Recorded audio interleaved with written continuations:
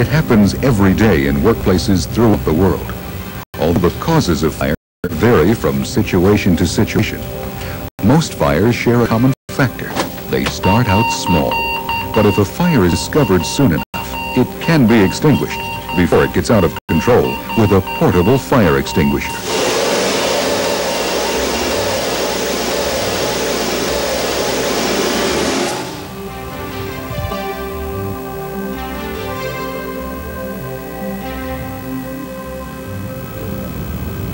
Portable fire extinguishers are a common sight in the workplace and are also standard equipment on fire engines and emergency vehicles. They're considered the first line of defense when a fire occurs.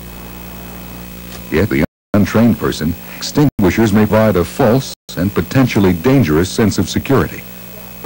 Make no mistake, portable fire extinguishers are effective firefighting tools, but only if they're used properly and on the types of fires they've been designed for.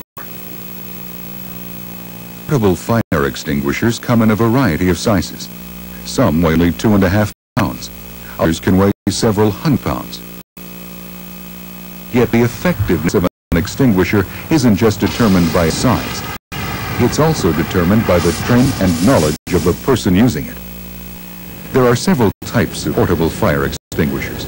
Each is designed to fight a specific class of fire and may not be effective on other types of fires. So, proper selection and placement of extinguishers is important. Some fires may not be easy to extinguish. Fighting large fires or fires in complex situations require the use of protective clothing or specialized firefighting techniques. Before you attempt to extinguish the fire, it's important for you to know what type of fire you're dealing with, how to operate the extinguisher, and how to correctly put out the fire. Fire is a chemical chain reaction between fuel, heat, and oxygen. This relationship is known as the fire tetrahedron. To interrupt the chemical chain reaction or take away any of the other three elements, you put out the fire. This is what an extinguisher does. Fire can develop with a number of different fuels, and extinguishers for one type of fuel aren't always effective on other fuels. Fire is divided into 4 classifications, and extinguishers are available for each one. Class A fires involve wood, cloth, paper, rubber, and plastic. Water is often used to cool the fuel and extinguish the fire. Class B fires involve flammable or combustible liquids, gases, or grease. These fires require extinguishers like carbon dioxide, foam, dry chemical, or halon, which deprive the fire of oxygen or interfere with the chemical chain reaction. Class C fires involve energized electrical equipment that may present a shock hazard to someone attempting to extinguish the fire. Class D fires involve combustible metals such as magnesium or lithium. These fires require a dry powder which smothers the fire and doesn't react with the burning metal. Extinguishers suitable for these different fires are categorized in the same manner as the class of fire they work on. To help identify a proper extinguisher, 2 types of symbols have been developed. One set uses a letter and shape for each of the 4 classes of fire. The other set displays pictures which identify both the fires the extinguisher can be used on and the fires it cannot be used on. All extinguishers should use one or the other of the classification systems. While certain extinguishers, like these multi-purpose dry chemical extinguishers, can be used on A, B, and C fires, no extinguisher is effective on all 4 classes of fire. In fact, extinguishers designed for one class of fire may be extremely dangerous when used on another class. For example, a water extinguisher is not recommended for use on a Class B or flammable liquid fire because it may spread the fire. Portable extinguishers use a variety of extinguishing agents: water, foam, carbon dioxide, halogenated agents, dry chemical, and dry powder. Pressurized water extinguishers are commonly found in office areas and are very effective on small fires involving ordinary combustible materials. A water extinguisher weighs about 25 5 pounds, so it may be necessary to place it on the ground. To operate this unit, pull the safety pin, breaking the seal. Now, hold the hose in one hand, aim it at the fire, and seize the handle. Water extinguishers may reach 30 to 40 feet away when first discharged. This allows you greater safety in approaching the fire. Aim the stream of water at the base of the fire and apply water from side to side in a sweeping motion. As the water pressure drops off, you may need to move closer to the fire. Do so only if your initial efforts have been successful in slowing the fire. The pressurized stream may scatter the flaming debris. To avoid this, as you get closer, use your fingertip to change the water stream to a spray. Water extinguishes a fire by absorbing the heat, so it's important to make sure all the fuel is thoroughly soaked. Separate the fuel and continue soaking it.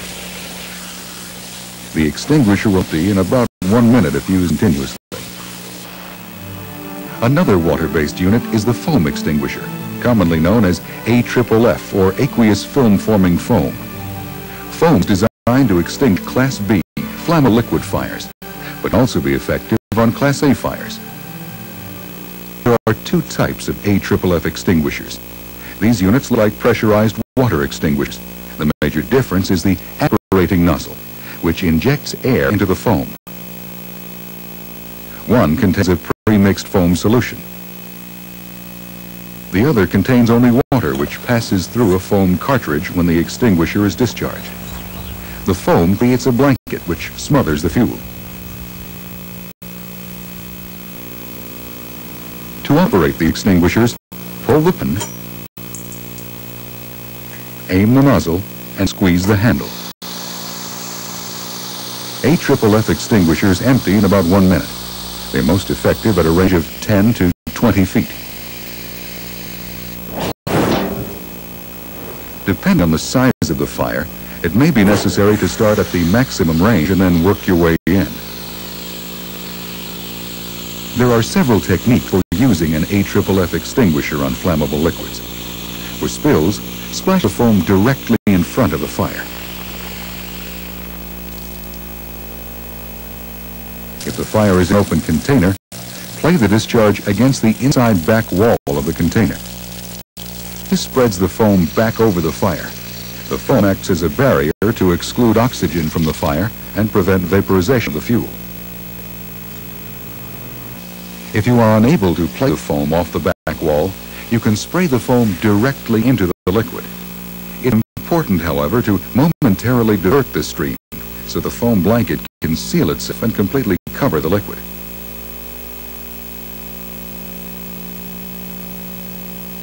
Another method for open container fires is to stand back and lob the foam so it falls over the fire. AFFF extinguishers are also used to prevent fires on flammable liquid spills. The foam blocks the release of vapors, preventing ignition. The next type of extinguisher uses carbon dioxide, or CO2, which is intended for Class B and C fires. CO2 stops combustion by displacing oxygen in the air surrounding a fire. CO2 extinguishers come in 2 types. Smaller models have an attached horn, and larger units have detachable handheld horns. To operate the smaller unit, pull the release pin, raise the horn, aim, and squeeze the handle. CO2 should be applied as close to the base of the fire as possible. To operate the larger model, remove the pin, hold the horn in its hand grip, aim the fire, and squeeze the handle. It's very important to remember not to grab the horn while operating these extinguishers. CO2 extinguishers emit a frigid gas, so the horn gets very cold.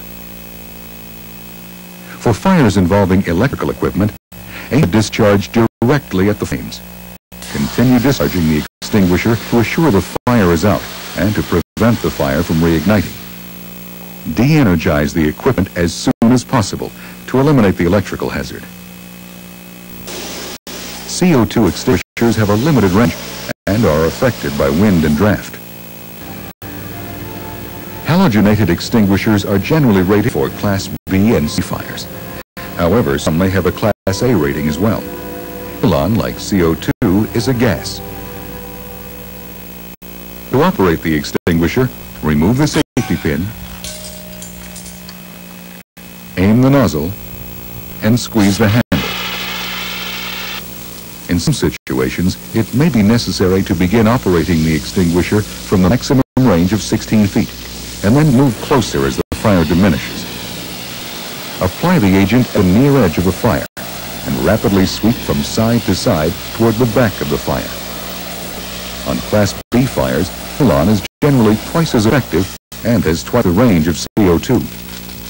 Like CO2, it will be affected by wind. The use of halon on fire may produce toxic products, so these extinguishers should only be used in well-ventilated areas. Anyone operating a halon extinguisher should avoid breathing the gas. Another extinguisher is the dry chemical type. There are two kinds: ordinary dry chemical, which is effective on Class B and C fires, and multi-purpose dry chemical, which is effective on A, B, and C fires.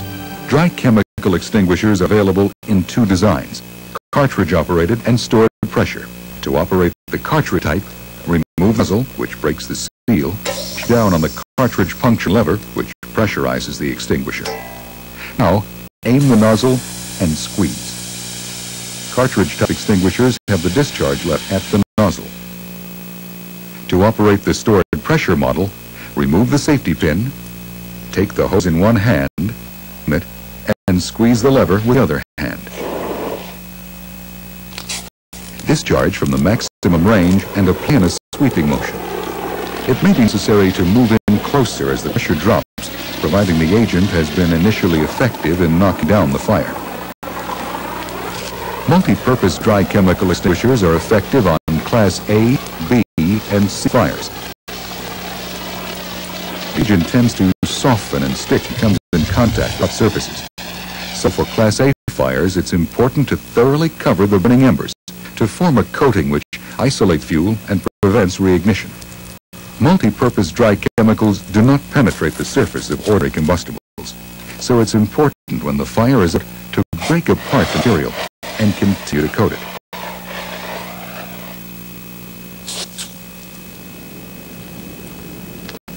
Compared to CO2 or halon, dry chemical extinguishers are less affected by wind.